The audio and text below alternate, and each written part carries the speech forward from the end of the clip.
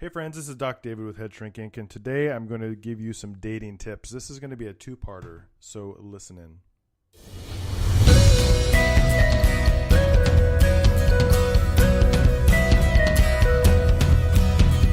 You are listening to Head Shrink Inc., your answers to life, relationships, and daily living. Hey all, Doc David with Head Shrink Inc. And I want to welcome you back to another episode of Head Shrink Inc. It's number, 30-something, episode number 30. I'm not keeping track. I just like to talk, so that's what I do. So today I actually met with a couple, and they are dating, and so it was weird. When I first started therapy, I went through my training and went to schooling, and typically it was, okay, you're going to meet with a married couple or a couple that is planning on getting married or a couple that's, struggling with divorce.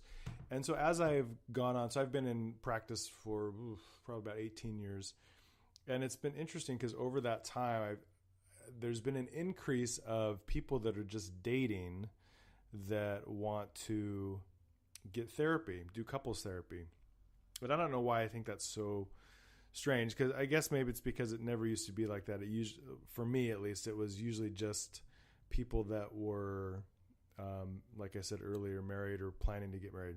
And so it's interesting to have people come in that have been dating for like 2 months and they want to do therapy. And there's part of me that thinks, well, if you're coming in because you want to do therapy, there's probably a good chance you shouldn't be with this person. But then there's another part of me that wants to be helpful to them. And so as I've worked with people over the years, I've come up with kind of a list of some tips that I've compiled here and give to people. Now, what people do with this list is totally up to them. What I have found is that, especially if you're engaged and you're coming in for premarital counseling, that will be another list that I can share sometime. But if you're engaged and you're coming in for premarital counseling, one question I ask is, if we talk about an issue that's like this really big issue and it's undealt with, will that break up your marriage? Will that break up your potential marriage? And inevitably the answer is no. And it's kind of shocking that people are still willing to go into marriages knowing the horrible things that they know about the other person or the big red flags. There's this idealism that I think takes over where people think, oh, we'll solve the problem in marriage. And inevitably what happens is that problem does not get solved. So I have 10 dating tips, and I'm breaking this down into, actually I have 12 dating tips, and I'm breaking this down into 2 podcasts. So this first podcast is going to be dating tips part 1. Now, what you have to understand and listen and hear me out on this very clearly. This is not hard. These are not hard and fast rules. So if I say something, you might be the exception to the rule, which is fine. And there's always exceptions to the rule. So what I'm talking about are generalities. These are things that generally you should be paying attention to, or generally are tips that need to be dealt with or looked at least. So the first dating tip I have is that when you're dating somebody, you should get to know the friends of the person that you're interested in, because the friends of this person will often tell you a lot about the person.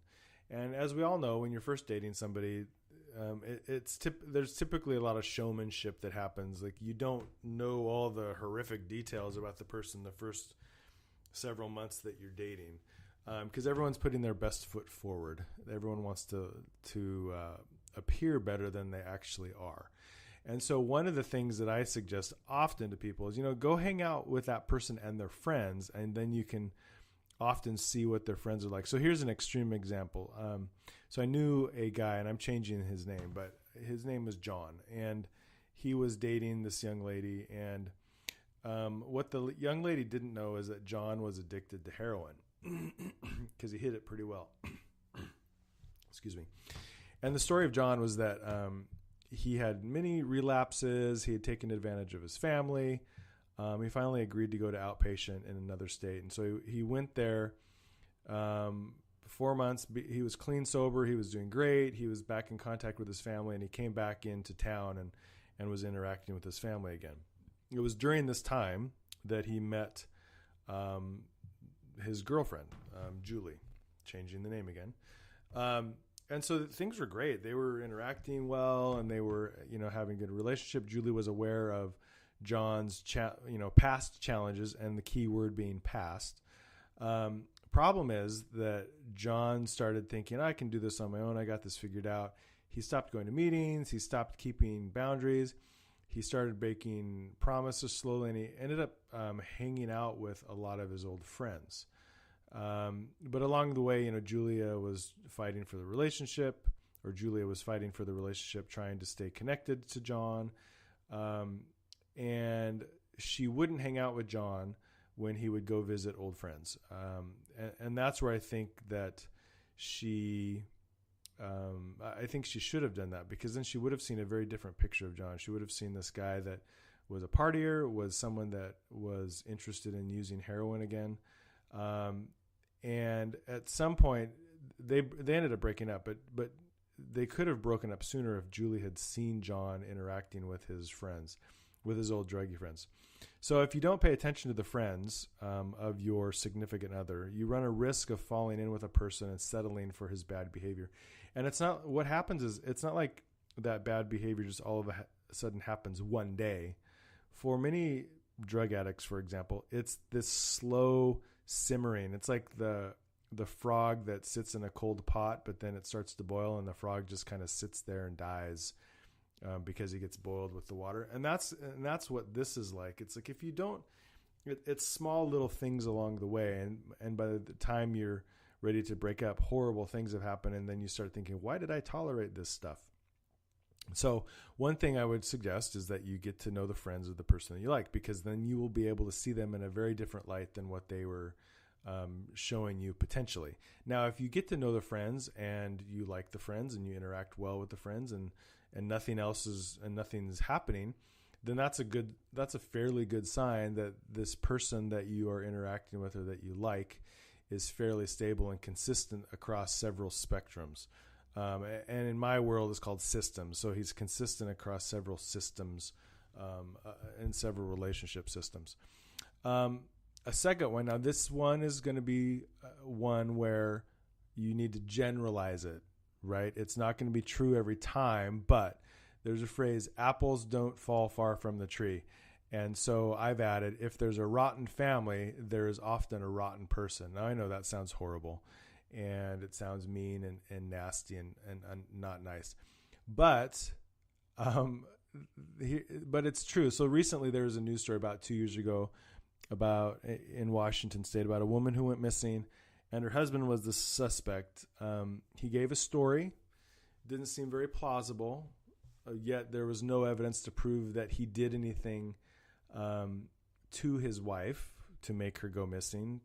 It's really likely it is him.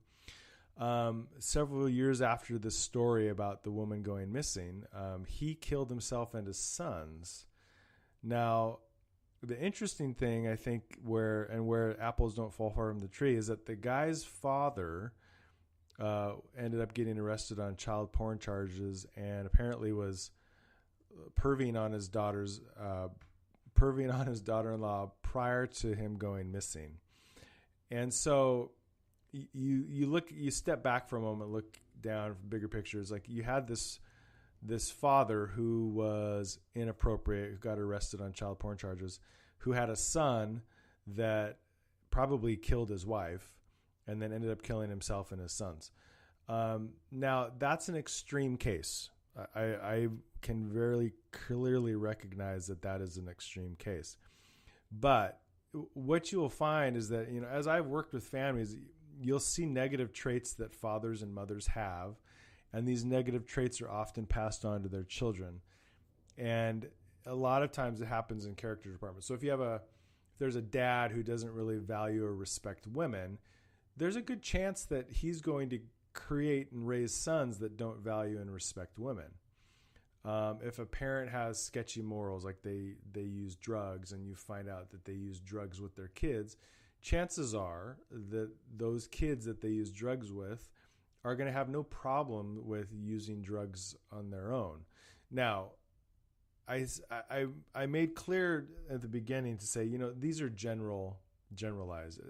There's going to be people that come from sketchy, morally impaired families that are going to be amazing. But you need to pay attention to these kinds of things when you're dating. And you need to look for these red flags when you're dating. Because if you just simply say, oh, no, he's a good person and what happened in his family doesn't matter, I'll tell you right now that is untrue. You got to pay attention to what happened. You got to pay attention to how that person was raised. And you have to pay attention to it, because when you're married and when you're trying to raise a family with that person and you're going through stressful events, if there's undealt with baggage from the past, that's going to come out in your relationship, and that's going to come out in how you end up raising your own kids. All right. So number 3, I mean, we could go into that all day and there could be lots of different examples, but I don't want to belabor the point on that. I mean, I think hopefully you understand that the kind of family a person comes from is important. We call it family of origin. Your family of origin is important because it often influences who you are as an adult. Okay, number 3. This one is a challenging one, I think. Ask the people who actually know you, and I'm thinking parents, if they think your significant other is a good fit for you. Now, overseas, like India, for example, or even in some Arabic cultures, they have arranged marriages, and those often get a bad rap, like, oh, you're controlling your child. But I think when I've heard stories about arranged marriages, initially they're kind of awkward, and there's some kind of bummer to the initial stages of that. But over the long term, it seems like I've heard more good stories about arranged marriages than bad stories. Now, I could be sheltered, and there could be lots of bad stories about arranged marriages. But I think it's important that if you have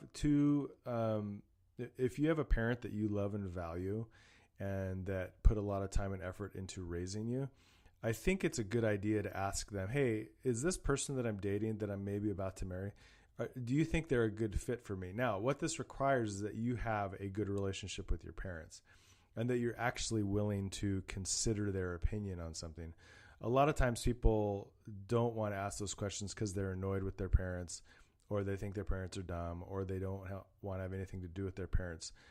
And I mean, that's unfortunate if you find yourself in that situation. And I'd encourage you to try to resolve that situation. But you have parents for a reason. They're the ones who hopefully raised you and know you best. And so listening to them, while it can be difficult, could be one of the most important things you can do when you're in a relationship, because they are the ones that are supposed to care most about you, and they want you to be happy. And so if they see some flaws in the person that you're dating, you should allow them to point that out. If your mom gets the heebie-jeebies from your boyfriend, you should figure out why. Why is that? Don't simply assume that it's your mom's problem and, oh, mom, you're just so uptight. I mean, there could actually be a reason that your mom has a problem with your boyfriend, and I think you should find it out. Or there could be a reason that your dad has a problem with your boyfriend. Maybe he doesn't respect you, and you are blinded to that because you're just so in love. That's why I think parents, aunts, uncles, people that are close to you, that are family, that are like invested in you in a different way than kind of a friend is invested in you. I think they're great people to talk to see, is this person a good match for me? Number 4, I say, don't let your emotions lead you where your brain never would. So people in love do the craziest things. They start wars, they stop wars, they murder, steal, they tolerate abuse. I mean, some of the greatest stories of our time that are written into books are about wars that start because of a love or because of a snub of some sort. And so if you can name it, it probably has been done in the name of love. And so there is a belief that love, which is an emotion, can right all law. Well, it's an action also, but the love I'm talking about, it tends to be emotional. It can right all wrongs. It can solve all problems. It can conquer everything. But if one uses their brain, they recognize that emotions usually don't solve problems. Emotions usually make things more complicated. And so I know I'm being a buzzkill, and I'm being so practical, and people just need to follow their hearts. No, I actually don't think people should follow their hearts most of the time, because a lot of times people make dumb decisions because of their heart. So I think if more people recognize that love, while important, is an emotion and not something to base life decisions on, more relationships would be saved. And I think a lot of times what happens, people get into relationships emotionally, and then they realize 4 or 5 years in, what am I doing? But they've put so much time and effort in. They try to stay in it, but the emotion isn't there. And then they just want out. And my suggestion is, do not go into a relationship simply with emotion. That's what all these tips would hopefully kind of direct you back towards, is that there has to be some thinking and some logic and some reason that goes into relationships as well, not just emotion. Number 5, do not ever compromise your principles in order to get someone to like you. So let's say you have a principle of, I'm not going to dress a certain way because I think it's immodest, right? Something like that. I don't know. I'm just kind of coming up with that. But there's this one boy, and he likes it if you show a little cleavage, and I'm going to show a little cleavage because I want him to like me. Ugh, never do that. Or, I don't want to get drunk, but this girl likes to get drunk, and I'm going to go get drunk with her because I like her. Don't do that, because, the moment you compromise your principles, you're not using your brain, you're not using reason, you're using emotion. And where is it going to stop? You compromise one time, well, why don't you compromise again?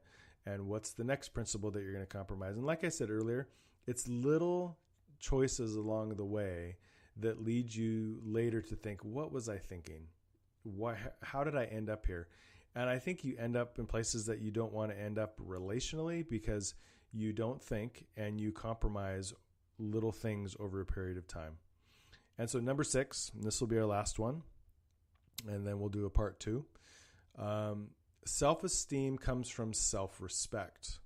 Do things that stay in line with who you are, not with who the significant other wants you to be.